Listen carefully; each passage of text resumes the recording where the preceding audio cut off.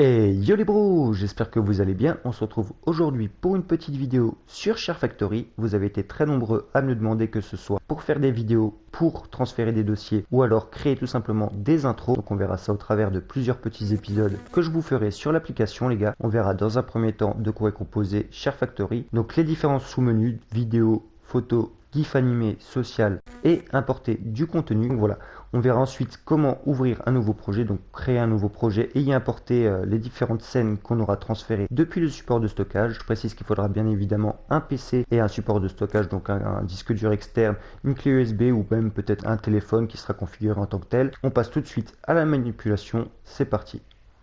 Voilà les gars, on se retrouve dans l'interface principale du menu de base en fait de Share Factory avec vidéo, photo, GIF animé, social et importer du contenu, donc toutes les sous-catégories que propose Share Factory tout simplement. Donc dans vidéo, vous aurez la possibilité tout simplement de créer un nouveau projet, donc une vidéo. Vous aurez accès à vos projets que vous aurez créés déjà. Pour ma part, j'en ai déjà pas mal. Vous pouvez bien sûr les trier comme vous avez vu par ordre alphabétique. Vous avez accès à votre dernier projet directement depuis la section juste en bas et ma galerie, donc toutes les vidéos à mon avis disponibles depuis Share Factory, toutes les vidéos que vous avez créées déjà avec Share Factory, avec la possibilité du coup de les trier par durée. Ensuite, pour la catégorie photo, vous avez comme pour la catégorie précédente la possibilité de créer du coup un nouveau projet photo, d'accéder à vos projets photo. Pour ma part, je crois que j'en ai pas encore créé. Mon dernier projet, donc le dernier projet encore une fois qui a été créé, et la galerie, comme donc pour la section précédente vidéo. Ensuite, GIF animé, pareil, vous pouvez créer du coup un GIF depuis la capture, enfin depuis les captures que vous avez sur la PS4, créer depuis le projet, donc depuis un projet qui a déjà été créé visiblement avec Share Factory, et ma galerie, donc ce que vous avez déjà créé. Les gars, je vais pas trop m'en occuper parce que c'est vrai que pour ma part, j'en ai pas fait énorme. Ensuite, social, donc en direct de PlayStation, donc vous avez accès directement au live et aux événements sur la droite. Pour ma part, c'est grisé, j'y ai pas accès, je sais pas pourquoi. Je pense qu'il n'y a rien de disponible tout simplement. Et en dernier, donc importer du contenu, donc vous avez des thèmes disponibles sur le PlayStation Store directement que vous pouvez utiliser sur Share Factory, donc il y en aura des gratuits et des payants. Vous avez aussi la possibilité d'ajouter des musiques, des images et des vidéos. Les gars, on va voir ça tout de suite comment on fait sur le PC avec un support de stockage, du coup comme j'avais précisé au début, donc une clé USB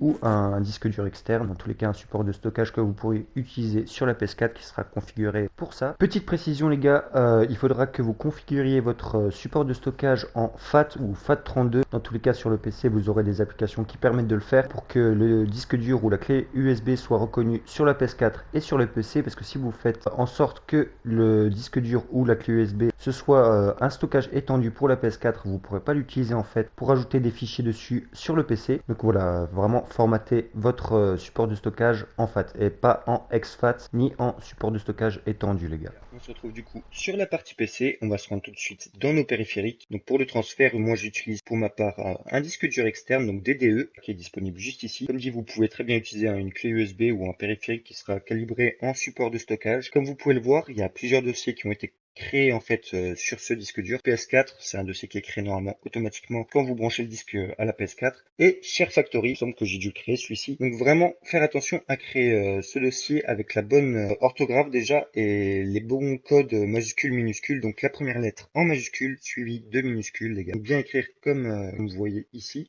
Une fois ceci créé, vous double-cliquez dessus, vous rentrez dans le dossier et vous créez cette fois-ci 3 sous-dossiers. Donc images, musique et vidéo. Les trois là aussi les écrire exactement comme je les ai écrits ici, c'est-à-dire image et musique, la première lettre en majuscule, musique écrit à l'anglaise avec le C et image avec un S à la fin. Vidéo cette fois-ci tout en majuscule avec un S également à la fin. Une fois qu'on a créé tous ces dossiers les gars, on pourra du coup faire glisser bien entendu pour la musique de la musique dedans, les images des images, et etc. Ce qu'on va faire c'est qu'on va baisser ce dossier en attendant. Vous voyez que j'ai préparé quelques petites choses sur le bureau. Donc en l'occurrence le logo, on m'a demandé déjà plusieurs fois comment j'avais fait pour mettre le logo tout simplement sur Share Factory. Du coup voilà, donc c'est mon logo, là, DG logo, comme vous voyez, qui est en 600 par 600 celui-ci. Il me semble que normalement quand je mettais celui-là sur Share Factory, ça marchait pas parce que justement c'était pas le bon format. Et ici sur la droite, comme vous pouvez le voir, il y a le logo cette fois-ci avec une modif en 1280 par 720. Donc ça a l'air d'être la même chose, mais tout simplement parce que l'image est plus grande en vérité, mais il y a un fond transparent. Je vous conseille de passer, moi en l'occurrence, je passe par GIMP, donc vous ouvrez GIMP tout simplement.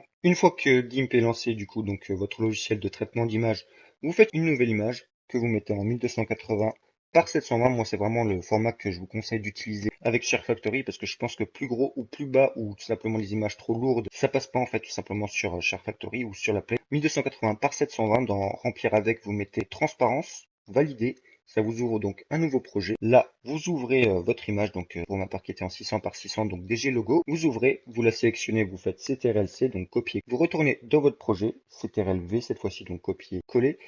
Vous faites clic droit, calque, vers nouveau calque. Voilà pour insérer la scène, comme vous voyez sur la droite, arrière-plan et par-dessus, il y a le logo. Après, vous pouvez bien entendu faire clic droit, calque et fusionner vers le bas pour faire une seule et même scène, mais moi je préfère le garder comme ça. Ensuite, vous sélectionnez le logo, vous grossissez vraiment au max, hein, en gardant bien les proportions. Là, vous voyez, c'est à peu près la même taille en vertical et horizontal au niveau des proportions. Vous faites pareil là dans l'autre angle. Voilà, mise à l'échelle. Ceci étant fait, qu'on enregistre l'image, exporter sous, vous enregistrez le nouveau nom sur le dossier que vous voulez. Pour ma part, je l'avais enregistré sur le bureau. Je vais pas le refaire vu que j'ai déjà créé l'image, les gars. Mais voilà, comme ça vous voyez à peu près la procédure. Du coup, on peut quitter GIMP, les gars. J'ai fait la même chose pour les vidéos. Donc, il y a la première intro qui est en 1280 par 720. Celle-ci, c'est celle de base. Et celle-là, qui cette fois-ci a été convertie en 1920 par 1080. Donc, je pense qu'elle va bloquer sur Share Factory. On verra ça tout à l'heure. Donc, ce qu'on va faire, les gars, c'est qu'on va revenir sur le dossier qu'on avait créé, vous vous souvenez, sur le support de stockage. Donc, l'outil qui va nous servir à faire le transfert. On retourne dans Share Factory. Cette fois-ci, vous voyez donc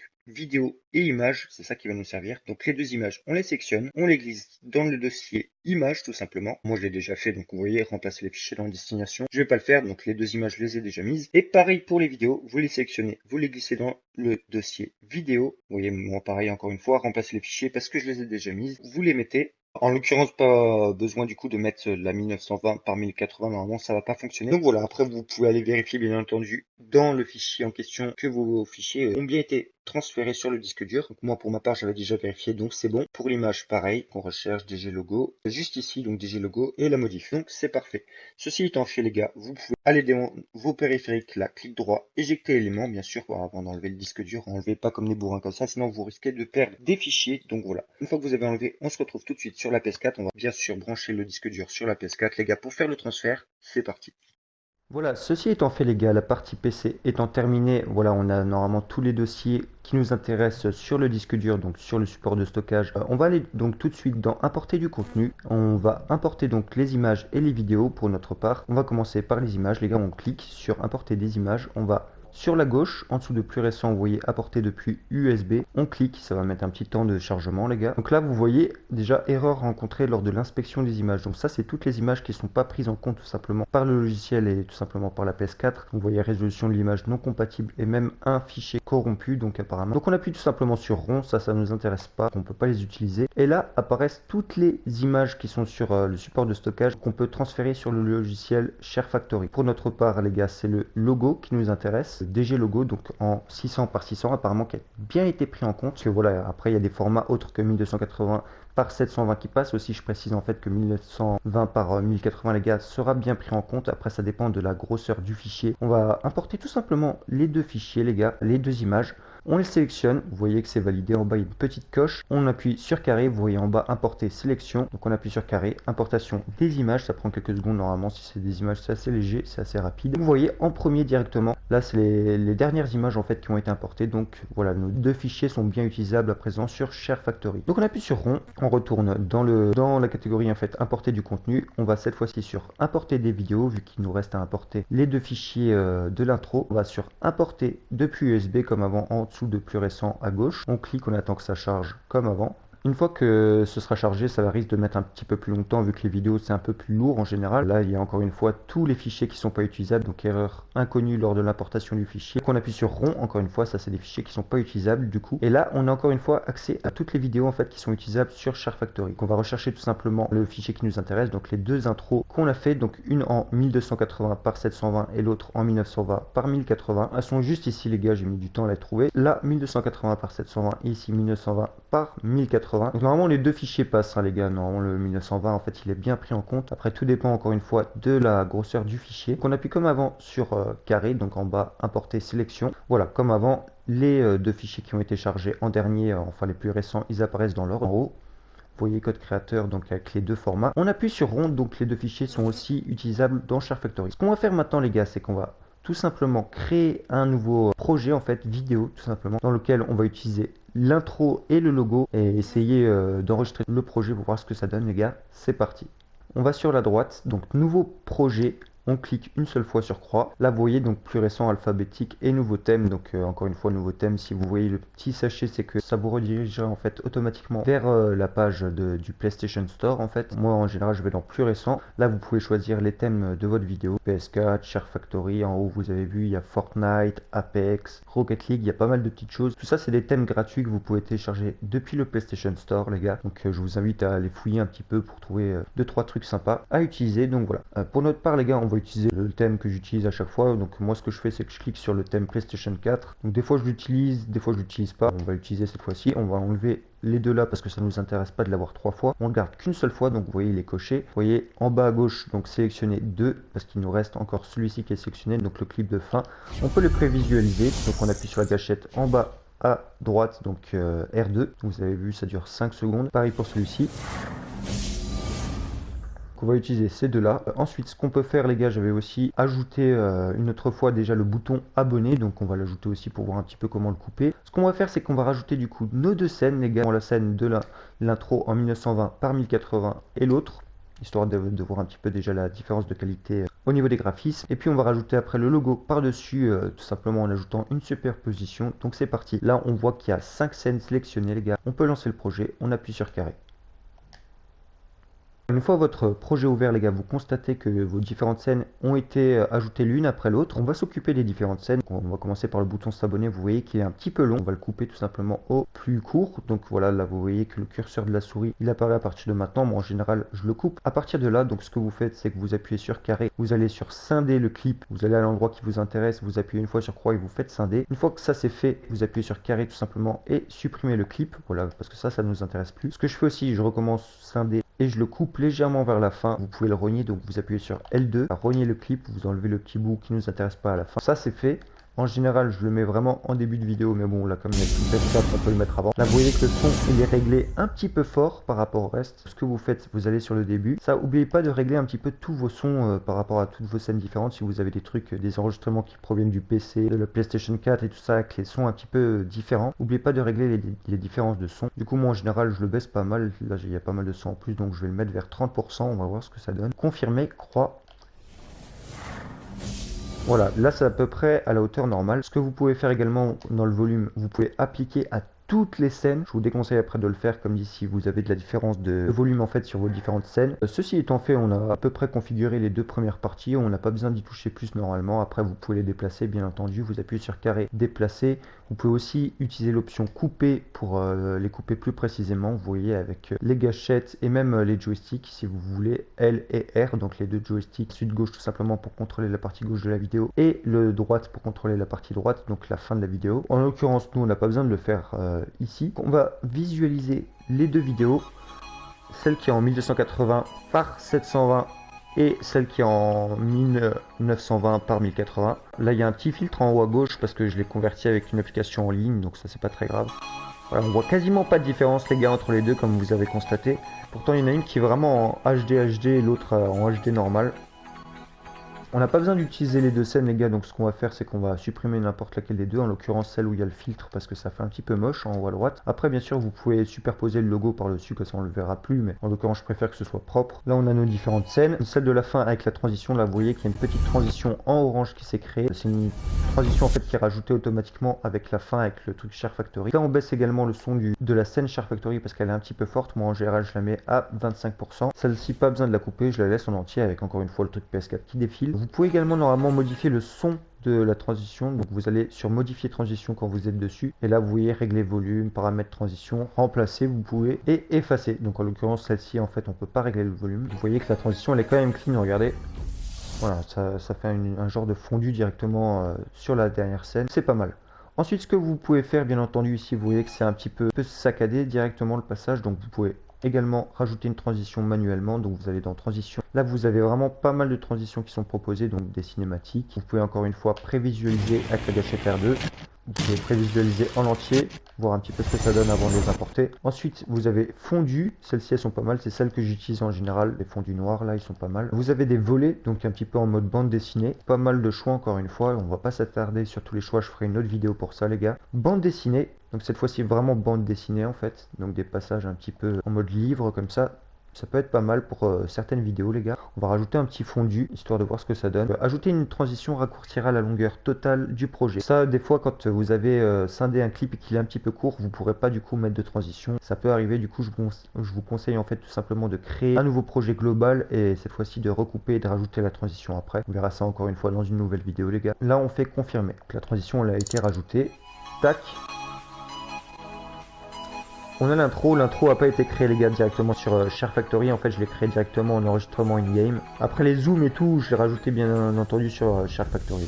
On a l'intro et tout ça, on va rajouter tout simplement du coup la scène, le logo. Donc on va dans ajouter superposition, pas dans ajouter capture les gars, parce que si vous faites ajouter capture en fait ça va vous l'ajouter avant ou après en fait le clip, vous ne pourrez pas l'ajouter par dessus. Ce que vous faites donc encore une fois ajouter superposition, là vous avez plusieurs choix disponibles, sticker de thème, image importée, texte et effet caméra. On va utiliser image importée. Donc là, on va choisir le logo. On va cliquer sur le premier. Donc là, on a le logo de bonne qualité, les gars. Il est suffisamment grand pour être rétréci et grossi sans qu'il y ait de différence au niveau des pixels. Donc nous, on va le rétrécir un petit peu. On va le caler genre dans un coin comme ça. Genre ici, dans le coin gauche. Vous faites pareil avec votre image, les gars, si vous voulez créer une intro. Donc tac. On grossit la scène, on le met sur la totalité ou juste sur le début ou en tout cas sur la portion qui vous intéresse. Vous pouvez jauger avec les deux joysticks, donc le joystick de droite pour contrôler la fin et le joystick de gauche pour contrôler le début. Vous pouvez également ajuster précisément avec les gâchettes, donc les deux gâchettes de gauche pour contrôler le début et les deux gâchettes de droite pour contrôler la fin. Vous pouvez aussi utiliser le pour directement mettre la durée directement tout à la fin en utilisant la flèche directionnelle droite et totalement vers la gauche en utilisant la flèche directionnelle gauche. Une fois ceci fait, vous appuyez sur croix pour valider. Une fois que ça c'est fait les gars, vous pouvez faire l'animation de sticker. Moi en général je le fais. Animation de début, animation de milieu et animation de fin. La animation de début, vous voyez qu'il y a plusieurs choses disponibles encore une fois. Moi en général j'utilise le fondu d'intro tout simplement. Une apparition voilà en fantôme comme ça. Les autres sont un petit peu cucu, vous voyez, c'est des trucs un petit peu, voilà, j'utilise pas trop. Le fondu en intro, je fais pareil pour l'animation de fin, donc fermeture en fondu. L'animation de milieu, donc vous avez plusieurs choses disponibles, des rebonds et tout ça. Je les utilise plus pour les overlays, type quand je mets des PNJ de personnages ou quoi. Vous voyez, il y a pas mal de scènes disponibles également. Une fois ceci fait, les gars, vous pouvez bien sûr encore toucher à modifier pour regrossir, pivoter l'image, la réduire et tout ça. Durée du sticker pour bien entendu remodifier la durée. Vous pouvez l'aligner au centre, aligner à gauche, aligner à droite. Ordre et disposition, c'est tout simplement si vous avez plusieurs superpositions pour la repasser devant ou derrière. Puis c'est à peu près tout ce qu'il y a à dire pour le moment pour l'image. Vous pouvez bien sûr appuyer sur carré, retourner dans modifier superposition à n'importe quel moment pour y retoucher les gars. Vous pouvez supprimer également le sticker et mettre un petit peu d'opacité pour qu'il soit un petit peu transparent. Donc voilà, si on réduit, il devient transparent. Voilà, vous pouvez le mettre après par superposition devant un truc pour qu'on voit le truc qu'il y a derrière. Ça peut être pas mal dans certains cas. Ensuite, bien sûr, vous avez pas mal d'effets qui sont disponibles en appuyant sur carré. Donc le time bender, c'est pour faire des ralentis ou des avances rapides. Vous sélectionnez voilà du 2 fois plus rapide, 4 fois plus rapide et inversement 2 fois moins rapide, 4 fois moins rapide jusqu'à 8 fois moins rapide. Et une fois que vous avez fait ça, vous pouvez sélectionner du image par image ou image fluide. Quand vous mettez fluide, vous voyez qu'il y a genre un, comment dire, c'est vignetté en fait en haut et en bas, en tout cas sur les extrémités, donc ça peut être pas mal dans certains cas aussi, je l'utilise parfois. Vous pouvez également faire un effet de zoom, donc avec le panoramic zoom, voilà, vous pouvez sélectionner le pourcentage de zoom directement avec la croix directionnelle et le joystick de gauche, donc vous voyez L zoom, et après avec le joystick de droite en fait vous sélectionnez l'endroit où vous voulez zoomer. Il y a une autre possibilité de faire un zoom les gars, vous recliquez sur croix. Là, vous pouvez de nouveau ajouter une superposition. Vous allez dans les effets caméra cette fois-ci. Et là, vous voyez en bas à droite, enfin au milieu, sur la ligne du milieu, focus. Ça sert à rien de le modifier pour le moment au niveau de l'emplacement. Ça fait toujours le focus à peu près au milieu. Donc, vous cliquez n'importe où. Et là, ce qui nous intéresse du coup, c'est la durée sur laquelle on va pouvoir faire le focus. Donc, vous sélectionnez une durée, peu importe laquelle. Paramètre caméra, c'est tout simplement l'intensité, voilà, à laquelle ça va faire le zoom. On va sélectionner un zoom assez puissant pour qu'on puisse voir la différence. On va voir un petit peu ce que ça donne avec le zoom. Donc voilà, ça vous voyez, c'est un zoom progressif en fait, et c'est le focus qui fait ça.